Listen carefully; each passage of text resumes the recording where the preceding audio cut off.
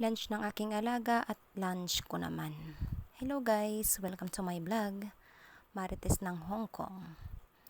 So ayan, ang lulutuin ko nga po pala ngayon ay lettuce beef na may kimchi. So ayan, naghiwa na nga po ako ng bawang tsaka sibuyas. Bali, pinagsabay ko na ngang niluto ang kanyang lunch tsaka aking lunch. Bawang lang po ang aking nilagay sa kanya at yung sibuyas po ay para sa akin yun. So ayan, habang nagigisa nga po ako dyan, naisip ko lang na pagkatapos ng T10 ay parang walang nangyari. Kumbaga may pasok po agad lahat ng school.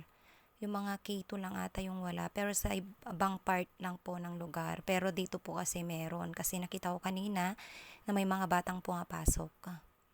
So ayan, bali, hinatid ko nga siya kaninang umaga pero naambon-ambon pa, tsaka malakas po yung hangin sa labas. Pero may pasok pa rin naman po. So ayun na nga. So ayan, nung naluto na nga po ay nilagay ko sa baunan para lumamig. Yun lamang po. Maraming salamat sa panunod. Like and share. Bye-bye.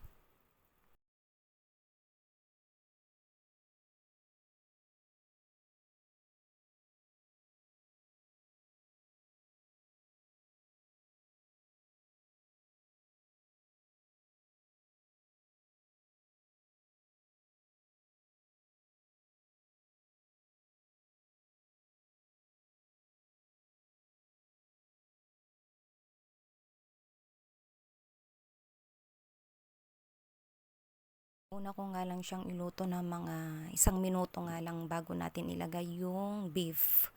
Bali yung beef hindi naman ganun ka tigas kasi ready na po yun. Yung maninipis po yung nabili nila. Parang saglitan lang din po yun iluluto.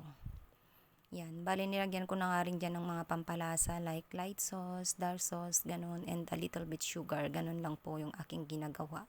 Ayaw po niya ng maraming nilalagay. Basta okay na po sa panlasa o sa lasa niya, okay na rin po yun sa kanya. Siyempre, minamadali ko na nga po yan kasi kailangan makaalis ako dito ng 12:00 pasado. Kasi syempre, ilang station pa po ang ating pupuntahan. Mga 4 po ata o 5 pa po yun. Ganun po kalayo. Tsaka malakas po yung hangin sa labas. Kaya kailangan po is agahan natin. Tsaka umuulan din po.